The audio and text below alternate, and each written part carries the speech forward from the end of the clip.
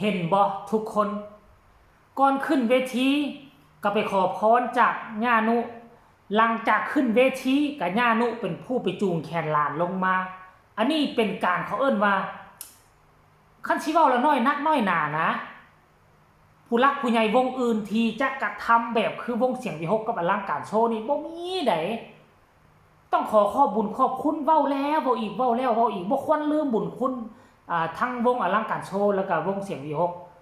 ญานุผู้จัดการใหญ่พี่อาอายบนนกพงศกรอย่าลืมเด็ดขาดเด้อน้องธิดาลาวจบการแสดงอยู่ถึงเวที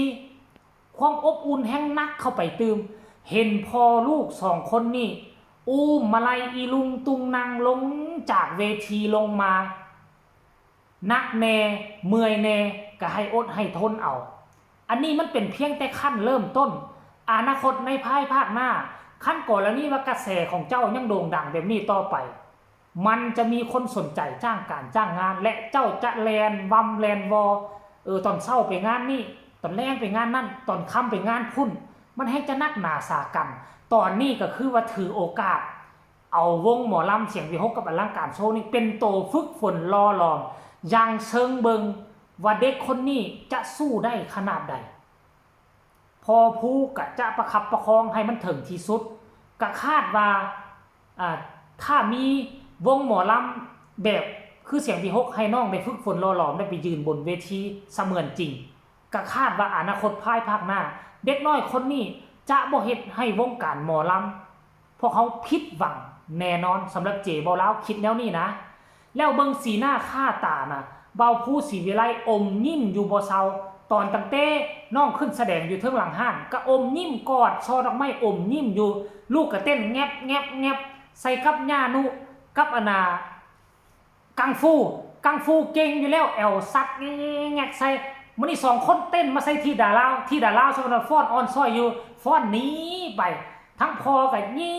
มเบิ่งลูกอยู่ข้างเวทีมันเป็นภาพบรรยากาศที่แห่งความปิติยินดีคนอื่นจะคิดแนวใดค่อยบ่ฮู้สำหรับในฐานะที่ค่อยเป็นคนลาวค่อยรู้สึกดีอกดีใจและรู้สึกเป็นเกียรติหลาย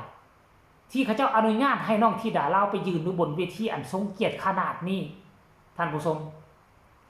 หมดคำสิเว้าบ่ฮู้จักสิขอบบุญขอบคุณทั้งเสียงวิหกได้จังไดเนาะทั้งเบาผู้ก็บ่แตกต่างหยังกับเบาเจดอกค่อยคิดว่านะก็ที่มีความรู้สึกอันเดียวกันนั่นล่ะคนน่ะเนาะคันสิโด่งสิดังคันบ่มีเวทีให้ยืนแสดงความสามารถมันก็บ่โด่งบ่ดังไดสำคัญคือจุดกำเนิดจุดแรกมีผู้ปั้นแล้วต้องมีเวทีให้ประลองความรู้ความสามารถแสดงความสามารถก่อนสินค้าจะได้ขายดีบ่ได้ขายดีจะได้รับค่านิยมบ่ได้รับค่านิยมนี่เฮาต้องลงทุนผลิตก่อนผลิตแล้วเฮาต้องลองใช้ก่อน